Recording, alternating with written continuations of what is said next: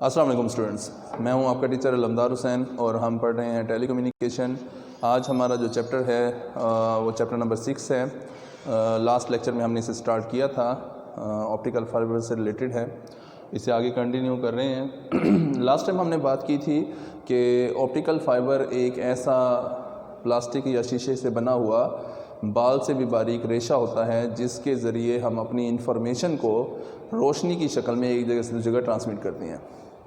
अब चूंकि इसमें हमारी इंफॉर्मेशन लाइट की सूरत में एक जगह से दूसरी जगह ट्रांसमिट होती है, लेकिन मैंने बताया था कि हमारे पास जो इंफॉर्मेशन के सिग्नल होते हैं वो अमूमन इलेक्ट्रिकल फॉर्म में होते हैं। तो हमें ट्रांसमिटिंग एंड पर एक ऐसे पुर्जे की ज़रूरत होती है जो हमारे इलेक्ट्रिकल एनर्जी को लाइट एनर्जी में तब्दील कर दें, और वो लाइट एनर्जी हम ऑप्टिकल फाइबर के ज़रिए ट्रांसमिट कर देते हैं। रिसीविंग एंड पर हमें चूंकि वापस इलेक्ट्रिकल एनर्जी चाहिए, लेकिन सिग्नल हमारा लाइट फॉर्म में आ रहा है, तो वहाँ पर हमें दोबारा से एक ऐसे कंपोनेंट की ज़रूरत पड़ती है जो कि हमारे लाइट सिग्नल को इलेक्ट्रिकल सिग्नल में तब्दील कर देता है। तो आज हम वही कंपोनेंट्स पढ़ने जा रहे हैं जो ये दोनों काम करते हैं। सबसे पहले पढ़ने जा रहे हैं जो ट्रांसमिटिंग एंड पर कंपोनेंट इस्तेमाल होते हैं, जो इलेक्ट्रिकल एनर्जी को लाइट एनर्जी में तब्दील करते हैं। वो कौन से होते हैं? इन्हें कहते हैं लाइट सोर्सेज।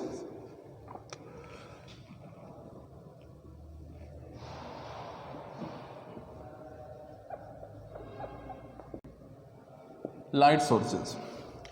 लाइट सोर्स से मुराद हर वो कंपोनेंट्स जो रोशनी पैदा करता है लाइट सोर्स कहलाता है। सूरज रोशनी का सबसे बड़ा मंबा है।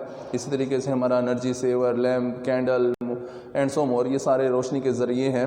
लेकिन चूंकि हम यहाँ पर ऑप्टिकल फाइबर से रिलेटेड टॉपिक पढ़ रहे हैं, तो हम वही चीज़ें पढ़ेंगे जो ऑप्टिकल फाइबर सिस्टम में इस्तेमाल होती हैं। तो ऑप्टिकल फाइबर सिस्टम में जो लाइट सोर्सेज इस्तेमाल होती हैं वो आमतौर पर दो होती हैं। Number 1 LED, number 2 laser. इसका पूरा नाम लेज़र डायोड होता है, ठीक है, ये भी डायोड होता है। तो सबसे पहले यही पढ़ने जा रहे हैं। सबसे पहले पढ़ने जा रहे हैं LED। LED एब्रीवेशन है लाइट एमिटिंग डायोड का। लाइट एमिटिंग डायोड, ऐसा डायोड जो फॉरवर्ड बायसिंग की सूरत में रोशनी खारिज करता है उसे लाइट एमिटिंग डायोड कहते हैं। ऐसा डायोड जो फॉरवर्ड बायसिंग की सूरत में रोशनी खारिज करता है लाइट एमिटिंग डायोड कहलाता है। डायोड के बारे में हम पढ़ चुके हैं। डायोड कहते हैं एक पीएन जंक्शन को, यानी एक पी टाइप मटेरियल और एन टाइप मटेरियल को मिलाकर जब एक पुर्जा बनाया जाता है तो उसे पीएन जंक्शन यानी डायोड कहते हैं।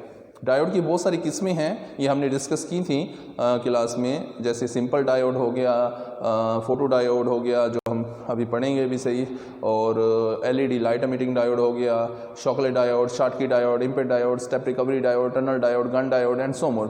तो इस तरह डायोड्स की बहुत सारी किस्में हैं, लेकिन हम ये बात जानते हैं कि जितने भी डायोड्स होते हैं वो सारे पीएन जंक्शन होते हैं। हाँ, बस हम उनकी डोपिंग का लेवल तब्दील करके या डोपिंग के मटेरियल को तब्दील करके उसकी खसूसियत को तब्दील कर देते हैं। तो यहाँ पर जो हम लाइट एमिटिंग डायोड पढ़ने जा रहे हैं तो ये भी एक पीएन जंक्शन होता है जो एक पी टाइप मटेरियल और एन टाइप मटेरियल को मिलाकर बनाया जाता है। देखते हैं कैसे काम करता है।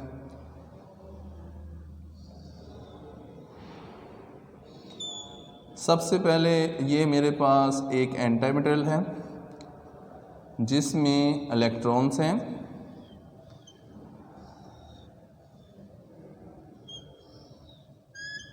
मेरे पास एक पी टाइप मटेरियल है जिसमें होल्स हैं। एक टर्मिनल हम यहाँ से निकालते हैं, नेगेटिव से निकाला इसे कैथोड का नाम देते हैं। एक टर्मिनल यहाँ से निकालते हैं, पॉजिटिव से निकाला इसे एनोड का नाम देते हैं। दरमियान में ये जो स्पेस नज़र आ रही है ये डिप्लीशन रीजन है। डिप्लीशन रीजन को दो तरीक़ों से ज़ाहिर करते हैं हम, मतलब एक्सप्लेन करने के अपने अपने तरीके होते हैं। बाज़ दफ़ा हम यहाँ पर इलेक्ट्रॉन्स और होल्स की दीवार बनाकर उसको भी शो कर सकते हैं, या एक खाली जगह स्पेस दिखाकर भी शो कर सकते हैं। तो यहाँ मुझे इस तरीके से कंफर्टेबल लगेगा तो मैं इसको इसी तरीके से शो कर रहा हूँ। डिप्लीशन रीजन को एक स्पेस के ज़रिए शो कर रहा हूँ, तो ये दरमियान में डिप्लीशन रीजन है। अब होगा क्या कि जब हम इसको फॉरवर्ड करने के लिए कैथोड को नेगेटिव सप्लाई के साथ और एनोड को पॉजिटिव सप्लाई के साथ जोड़ेंगे तो हमें मालूम है कि एक जैसे चार्ज एक दूसरे को दफ़ा करते हैं, तो ये बैटरी का नेगेटिव चार्ज इसमें मौजूद इलेक्ट्रॉन को दफ़ा करेगा और ये बैटरी का पॉजिटिव चार्ज इसमें मौजूद होल को दफ़ा करेगा। अगर यहाँ पर पॉजिटिव का एक 1 होल आ रहा है और नेगेटिव का एक इलेक्ट्रॉन आ रहा है, तो हमें मालूम है पॉजिटिव और नेगेटिव एक दूसरे को कैंसिल कर देते हैं, हमारे पास जवाब आया 0। तो इसका मतलब है डिप्लीशन रीजन के अंदर जब इलेक्ट्रॉन्स और होल्स कंबाइन होंगे तो वो न्यूट्रलाइज हो जाएंगे। लेकिन laws of resistance law of conservation of energy में हमने पढ़ा था कि एनर्जी ना तो कभी पैदा होती है और ना ही कभी ख़त्म होती है, ये एक शक्ल से दूसरी शक्ल में चली जाती है, लेकिन कभी पैदा कभी ख़त्म नहीं होती। तो वो एनर्जी जो हमने होल को धकेलने पर लगाई या इलेक्ट्रॉन में धकेलने पर लगाई, ये दोनों मिलकर तो न्यूट्रलाइज हो गए हैं, लेकिन वो एनर्जी कहाँ गई? तो यकीनन वो एनर्जी एक दूसरी फॉर्म में तब्दील हो गई है। और वो दूसरी फॉर्म का क्या है?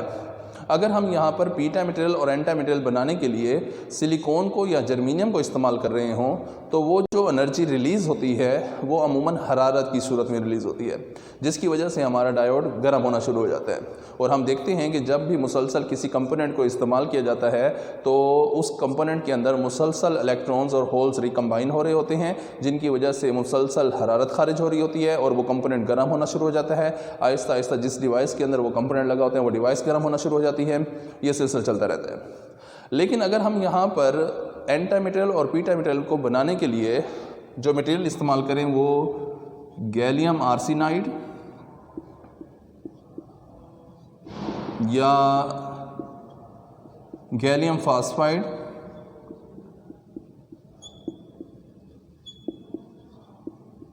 इस्तेमाल करें, तो इनमें ये खासियत होती है कि जब इनके अंदर इलेक्ट्रॉन्स और होल्स रिलीज़ होंगे, इलेक्ट्रॉन्स और होल्स रिकम्बाइन होंगे, तो वो जो एनर्जी रिलीज़ होगी वो फोटॉन की शक्ल में रिलीज़ होगी। और फोटॉन हमें मालूम है एनर्जी के पैकेट को कहते हैं। रोशनी के बारे में दो नज़रियात पाए जाते हैं, नज़र तमूज एंड नज़र फोटॉन। नज़र तमूज ये कहता है कि रोशनी मुख्तलिफ़ किस्म की वेव्स पर मुश्तमिल होती हैं, जबकि नज़र फोटॉन ये कहता है कि रोशनी एनर्जी के छोटे छोटे पैकेट्स पर मुश्तमिल होती हैं। मज़े की बात यह है कि रोशनी पर दोनों नज़रियात बिल्कुल फिक्स बैठते हैं। इट्स मीन्स अगर इन दोनों में गैलियम आर्सेनाइड और गैलियम फास्फाइड में इलेक्ट्रॉन्स और होल्स के रिकम्बाइन होने की वजह से जो एनर्जी रिलीज़ हो रही है वो फोटॉन की शक्ल में रिलीज़ हो रही है, और फोटॉन रोशनी का बुनियादी ज़रा है। तो हम कह सकते हैं कि इस डायोड के अंदर फॉरवर्ड बायसिंग की सूरत में रोशनी खारिज हो रही है। तो ये एक ऐसा डायोड होता है जो फॉरवर्ड बायसिंग की सूरत में रोशनी खारिज करता है, इसलिए इसे लाइट एमिटिंग डायोड कहते हैं। इसी तरीके से मुख्तलिफ़ किस्म के मटेरियल्स का इन्हिसार उसके कलर्स पर होता है। मुख्तलिफ़ कलर इस्तेमाल करके मुख्तलिफ़ कलरों की LED बनाई जाती है। नंबर 2 पर आते हैं लेज़र डायोड।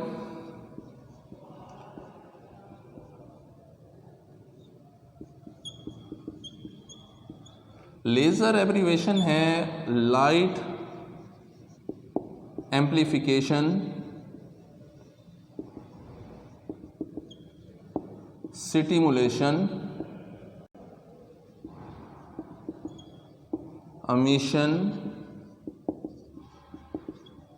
बाय रेडिएशन का एब्रीवेशन है। लेज़र डायोड नाम से जाहिर हो रहा है ये भी एक डायोड है और ये भी एक पीएन जंक्शन होगा जो पी टाइप और एन टाइप मेटल को मिलाकर बनाया जाता है। देखते हैं इसमें कैसे होता है।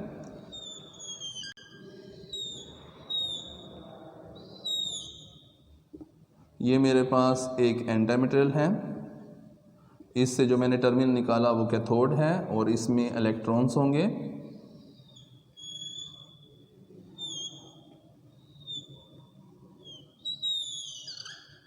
ये मेरे पास एक पी टाइप मेटल है, इससे जो टर्मिनल निकाला है वो एनोड है और एनोड के अंदर होल्स होंगे। इसको बनावट के टाइम, इसकी बनाते वक्त इस जगह पर, डिप्लीशन रीजन वाली जगह पर हम एक चमकदार मटेरियल का लेप कर देते हैं।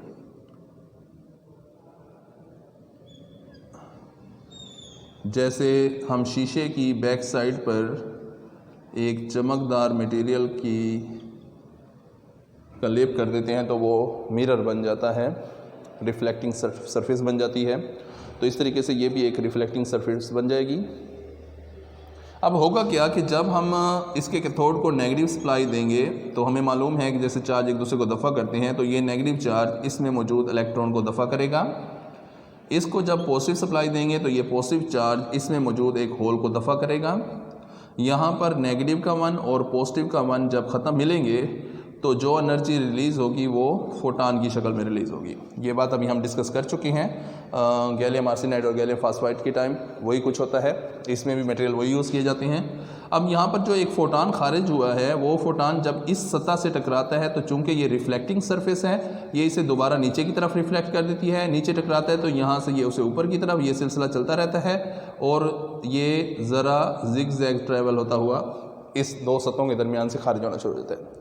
लेकिन जब यहाँ पर ये टकराता है तो हमें मालूम है सेकेंडरी एमिशन हम पढ़ चुके हैं। सेकेंडरी एमिशन में क्या होता है कि जब एक तेज़ रफ्तार ज़रा किसी सतह पर मारा जाता है तो वहाँ से एक इलेक्ट्रॉन का इखराज शुरू हो जाता है, इसको सेकेंडरी एमिशन कहते हैं।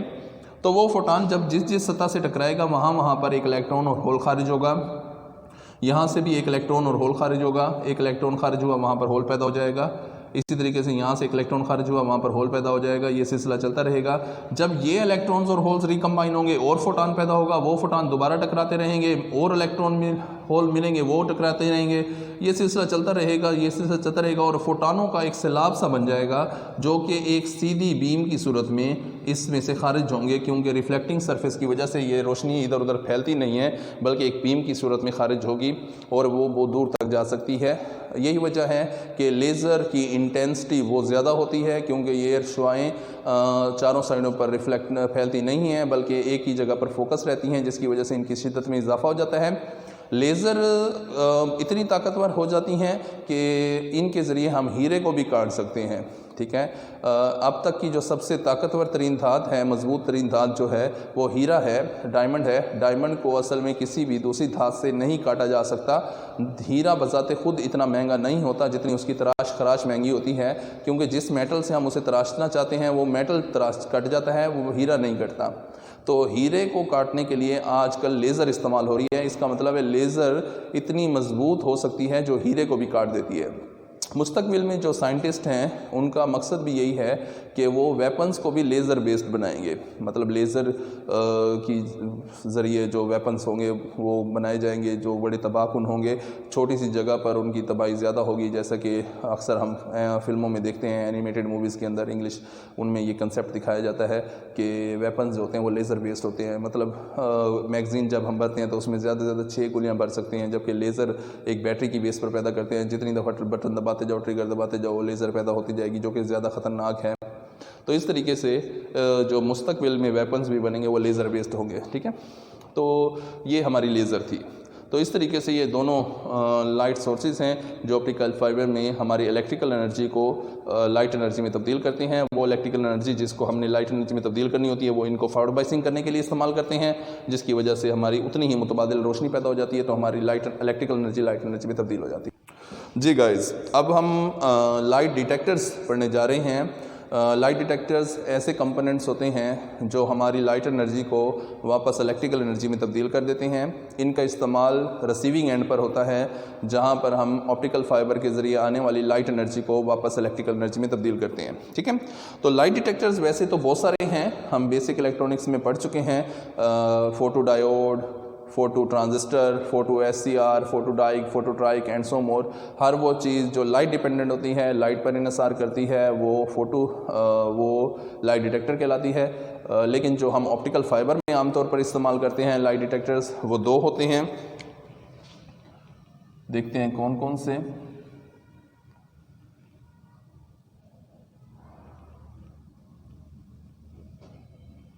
उनमें से सबसे पहला लाइट डिटेक्टर होता है photo diode, number 2 pin photo diode.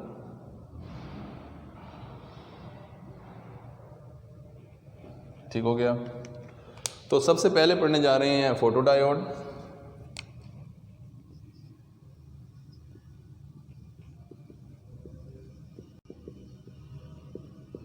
नाम से जाहिर हो रहा है कि ये एक ऐसा डायोड होता है जो रोशनी की बुनियाद पर काम करता है, यानी इसमें से गुज़रने वाले करंट का इन्हिसार इस पर पड़ने वाली रोशनी पर होता है।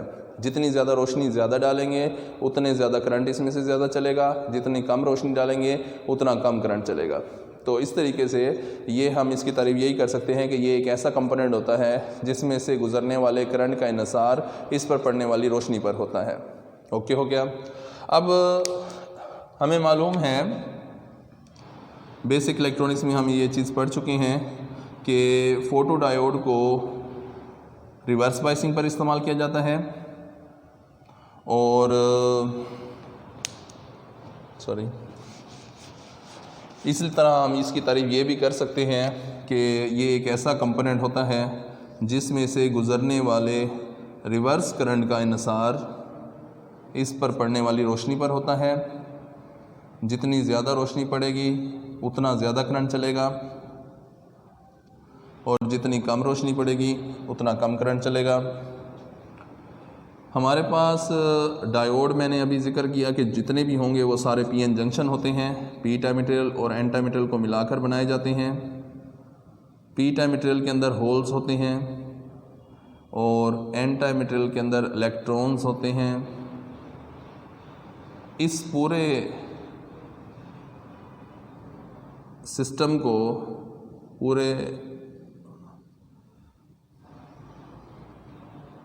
बनावट को हमने एक ब्लैक कलर के बॉक्स में बंद किया होता है और इसके ऊपर एक लेंस लगाते हैं।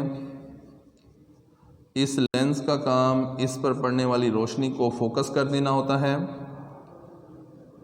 जंक्शन के ऊपर और जंक्शन के करीब।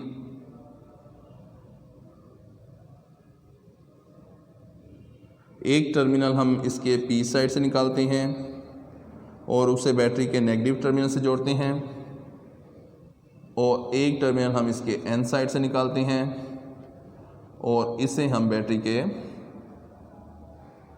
पॉजिटिव टर्मिनल से जोड़ते हैं। अभी हमने जिक्र किया है कि फ़ोटो डायोड को रिवर्स बायसिंग पर इस्तेमाल करते हैं, इसीलिए हमने इसके पॉजिटिव टर्मिनल को बैटरी के नेगेटिव टर्मिनल के साथ जोड़ा है और इसके नेगेटिव टर्मिनल को बैटरी के पॉजिटिव टर्मिनल के साथ जोड़ा है। इस सूरत में क्या होगा, हमें मालूम है दो मुखालिफ चार्ज एक दूसरे को कशिश करते हैं तो ये बैटरी का नेगेटिव टर्मिनल इसमें मौजूद होल्स को अपनी तरफ खींचेगा और ये पॉजिटिव टर्मिनल इसमें मौजूद इलेक्ट्रॉन्स को अपनी तरफ खींचेगा। तो यही चीज़ हमारे पास इस शक्ल में बन जाएगी।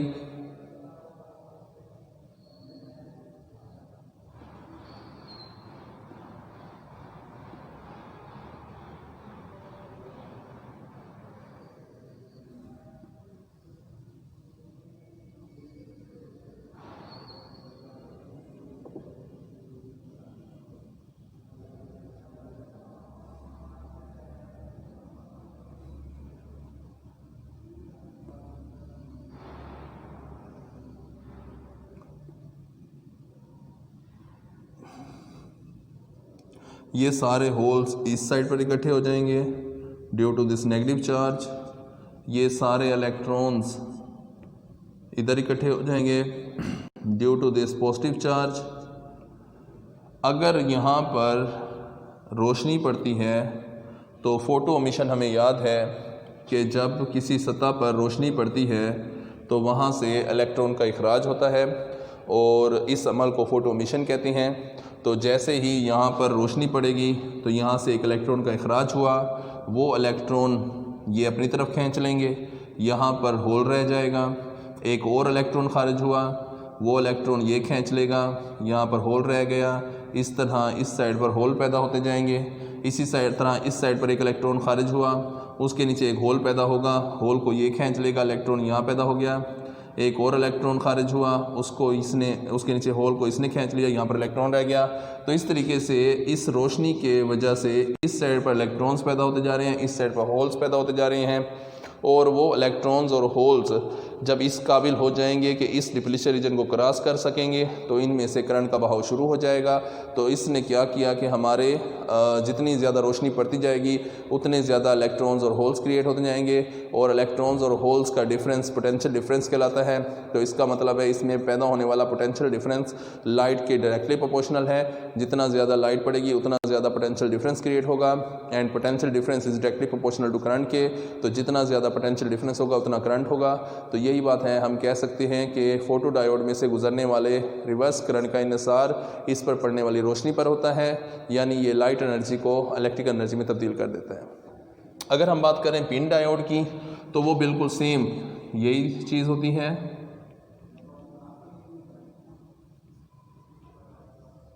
पिन डायोड असल में P4 P type material, N4 N type material and I4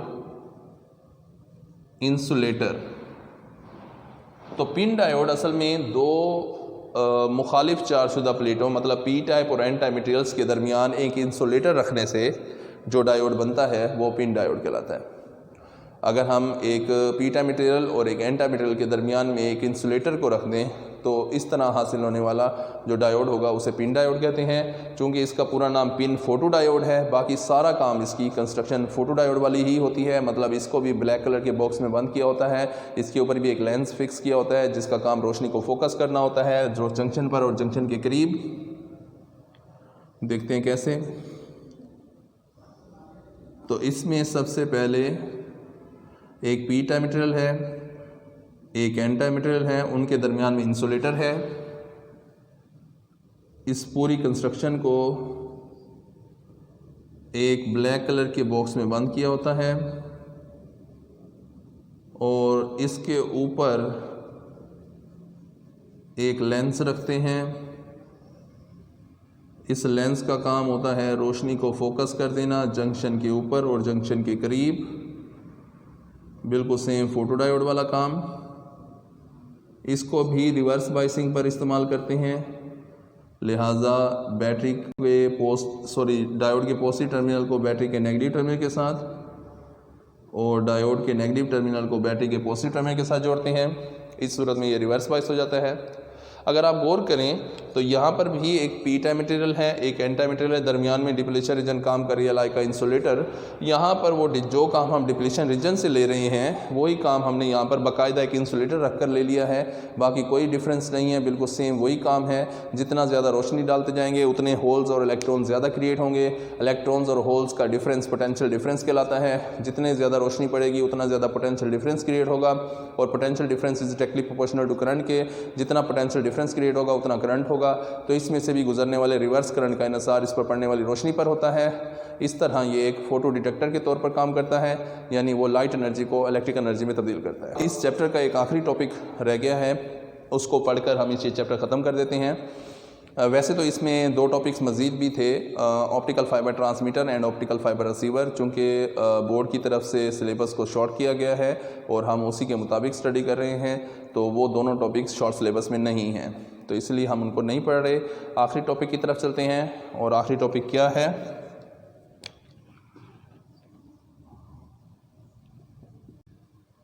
optical fibre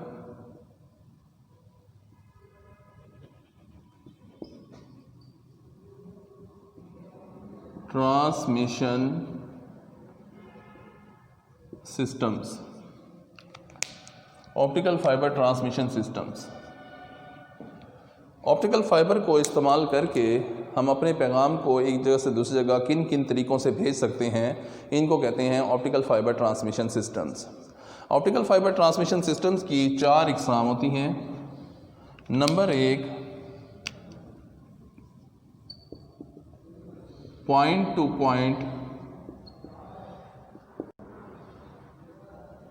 transmission system. Number 2 point two multi point transmission system. Number 3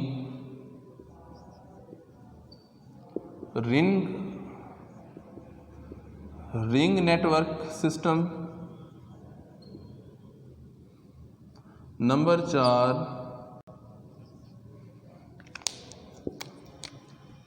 switching network system.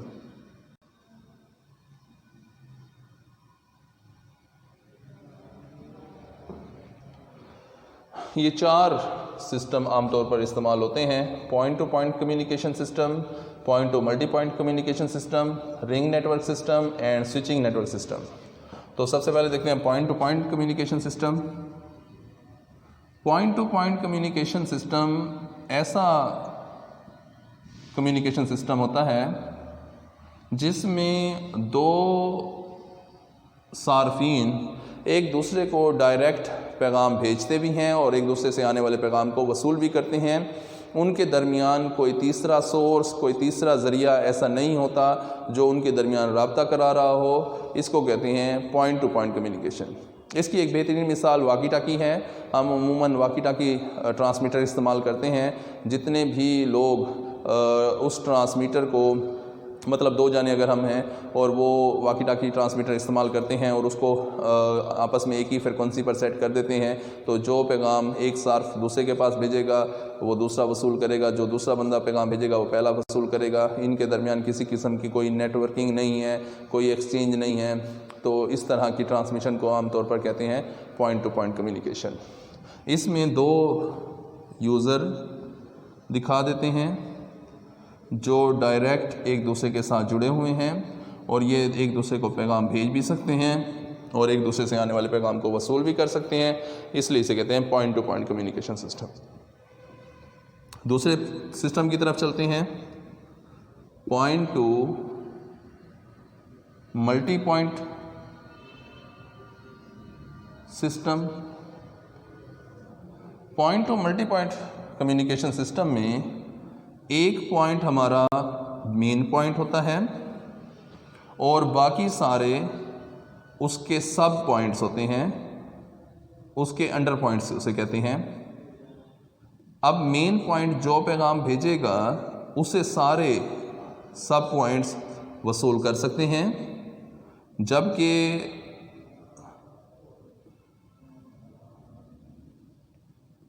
अगर कोई एक सब पॉइंट कोई पैगाम भेजता है तो उसे सिर्फ मेन पॉइंट वसूल करेगा, बाकी सब पॉइंट्स आपस में डिस्कनेक्टेड होंगे। तो ये हमारे पास मेन पॉइंट है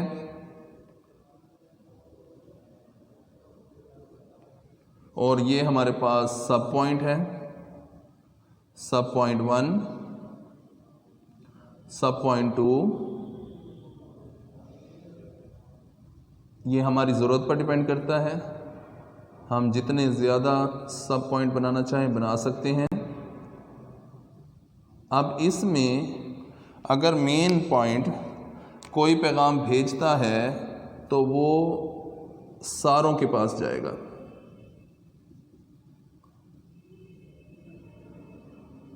ये। और अगर कोई मेन सब पॉइंट कोई पैगाम भेजता है लाइक दिस, तो वो सिर्फ मेन पॉइंट के पास आ रहा है, वो आपस में बाकी तमाम सब पॉइंट्स जो हैं वो डिस्कनेक्टेड हैं। इसकी एक बेहतरीन मिसाल ले लेते हैं। जैसे हम YouTube पर कोई भी वीडियो अपलोड करते हैं या तो आपके कॉलेज का एक ग्रुप बना हुआ है, उसमें इंतज़ामिया की तरफ से जो चीज़ अपलोड की जाती है उसे बाकी सारे स्टूडेंट्स देख रहे होते हैं, सुन सकते हैं। जबकि अगर कोई एक ख़ास स्टूडेंट कोई किसी किस्म का कोई मैसेज करना चाहता है, कोई हेल्प चाहता है या कोई इन्फॉर्मेशन लेना चाहता है और वो रब्ता करता है, तो वो सिर्फ इंतज़ामिया उसे पढ़ सकती है और बाकी सारे यूज़र उससे डिस्कनेक्टेड होंगे। तो इस तरीके से इस तरह की कम्युनिकेशन को कहते हैं point two multi point communication system. तीसरी किस्म इसकी है ring network system.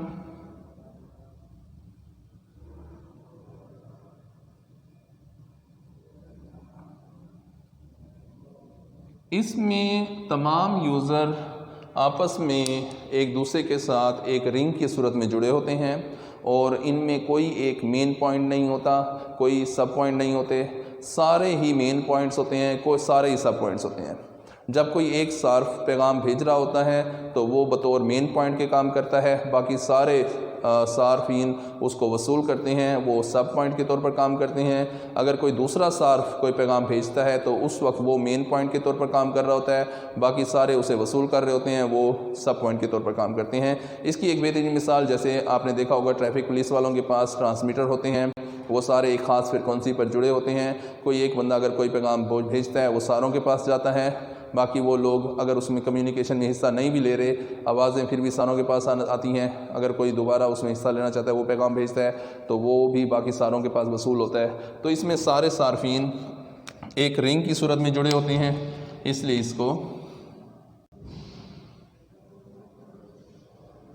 Ring network system कहते हैं।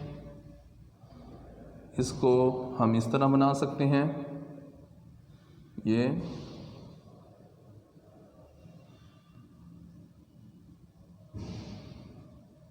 तमाम यूज़र हैं।